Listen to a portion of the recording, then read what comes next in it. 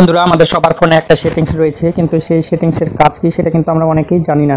ঠিক আছে, তো আপনি লক্ষ্য করবেন যে অনেকজনের ফোনে ডান সাইডে এখানে একটা, এই যে দেখুন আমি আরও চিহ্ন দিয়ে দেখে দিচ্ছি, ডান সাইডে একটা মানুষের মতো চিহ্ন রয়েছে।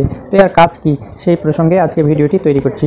তো বুঝতেই পারছেন ভিডিওটি খুবই ইন্টারেস্টিং এবং খুবই গুরুত্বপূর্ণ হতে চলেছে।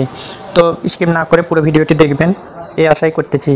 তো বন্ধুরা কী করবেন, আমাদের যে ফোনটা রয়েছে ফোনের সেটিংসে চলে যাবেন। ঠিক আছে, আমি চলে যাচ্ছি সেটিংসে যাওয়ার পর একটু নিচে স্ক্রল ডাউন করবেন, এখানে নিচে যাবেন। নিচে যাওয়ার পর এখানে দেখুন শর্ট টাচ অ্যান্ড অ্যাক্সেসিবিলিটি নামে একটা লেখা রয়েছে। এই যে দেখুন শর্ট টাচ অ্যান্ড অ্যাক্সেসিবিলিটি, এর উপরে টাচ দিবেন।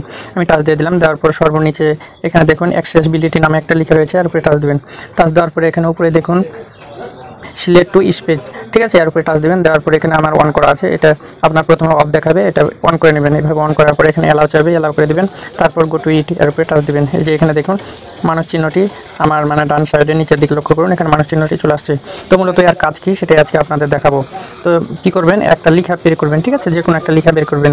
তো জাস্ট আমি আপনাদের দেখানোর জন্য একটা লেখা বের করি, তাহলে আপনাদের খুব সুবিধা হবে। ঠিক আছে, তো আমি একটা লেখা বের করতেছি। লেখা বের করে আপনাদের দেখাই যে আসলে এই মানুষ চিহ্নটার কাজ কি। সব ফোনে রয়েছে কিন্তু আমরা অনেকেই জানি না যে এর কাজ সম্পর্কে। তো মনে করেন একটা লেখা বের করলাম, তারপর কি করবেন, এই মানুষ চিহ্নের উপরে টাচ করবেন। ঠিক আছে, আমি টাচ করে দিলাম। টাচ করার পর এভাবে একটা অ্যারো চিহ্ন উঠবে আমাদের উপরে। তো এখন কি করতে হবে, যে লেখাটা আপনি এই লেখাটার উপরে টাচ করে চেপে ধরবেন। ধরার পরে এভাবে টান দিয়ে নিয়ে চলে আসবেন, তারপর ছেড়ে দেবেন। তো বন্ধুরা বুঝতে পারছেন যে এখানে আমি অ্যারো চিহ্ন দিয়ে যখন ছেড়ে দিলাম তখন কিন্তু সে নিজে নিজে এটা করতে শুরু করেছে। তো এখানে বিভিন্ন রকমের ভয়েস আছে। তো এখানে এই চিহ্নটার উপরে আমাকে টাচ করতে হবে। আবার টাচ করার পরে এখানে দেখুন সেটিংস আছে, সেটিংসের উপরে টাচ দিতে হবে।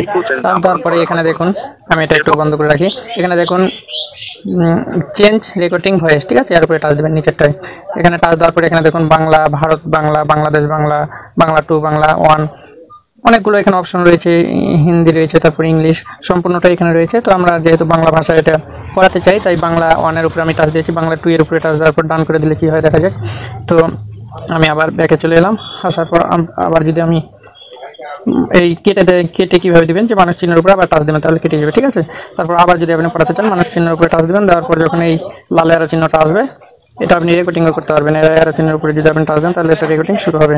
ঠিক আছে, তো এভাবে আপনি এই যে আমি অ্যারো চিহ্ন দিয়ে আবার দেখে দিচ্ছি, দেখুন কি সুন্দরভাবে আমাদের নিজে নিজে করে শোনাচ্ছে।